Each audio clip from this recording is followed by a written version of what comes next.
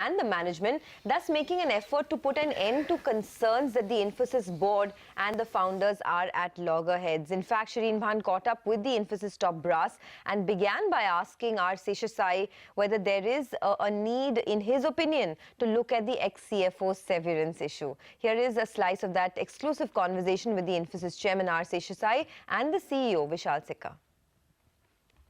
We need to reprobe that? I don't think so, because we have consulted experts on this, and they have said that whatever process we have gone through, that is absolutely correct, and we were quite conscious of that, and despite that, we certainly thought that we could get some assurance, which we have. So I don't think there is any need for looking at another probe. That's not the issue. But if you're saying that can we look at proactive and even higher levels of disclosures in the same thing, going back beyond compliance requirements, there's always a scope for looking at it, as I said. Vishal, if I could ask you, you've spent the day today meeting investors. What are the questions that investors are asking you specifically when it comes to questions or concerns that have been raised pertaining to board governance? Are they asking you any questions about any of these issues? Do they care? Shireen, over the course of the day, while I was with investors, I would say less than 10%, probably around 5% of the questions were around this particular set of matters, this governance and so forth. Are we to understand, Vishal, that there could be perhaps any changes as far as your current strategy is concerned, renew culture? You've spelt that out, several times over the past 2.5 years. And while the founders have not specifically raised any concerns about strategic differences or the management's role and functioning, they've raised concerns on board governance. Can we expect perhaps any shift or change in Infosys' strategy? No, the strategy is a very universal one. I think as we go forward, we will continue to elaborate on it, continue to make it more detailed and add more dimensions to that.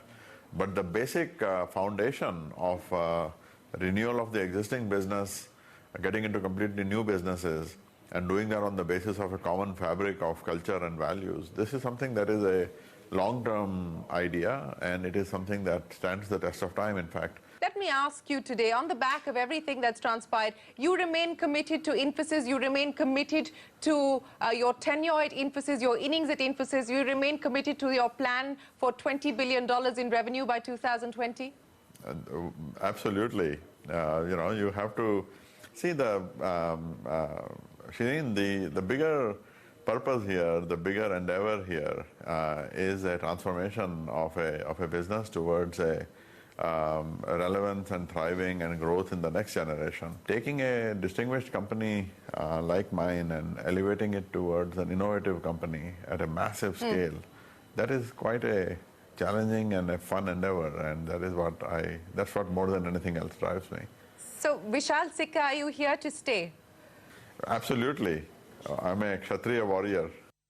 Well, I think the key takeaway from the exchange yesterday, both at the press conference and with Shireen, was that the questions are not substantive to the running of Infosys, as Vishal Sikka made it very clear, that the questions were not about his renew or his acquisitions or lack of its strategy. This is probably a very specific problem about the severance pay given to one CFO. It doesn't seem to be more broad-based than that, and certainly no questions or fingers pointed at Vishal Sikka, which explains perhaps what Anuj was telling us earlier today, that in the last 3 days, even as this battle was being fought on the media, in the media, the FII buyers, probably people who really bet on Infosys, were buying 1,100, close to 1,100 crores or 1,300 crores of Infosys stock. Nevertheless, we're going to a break.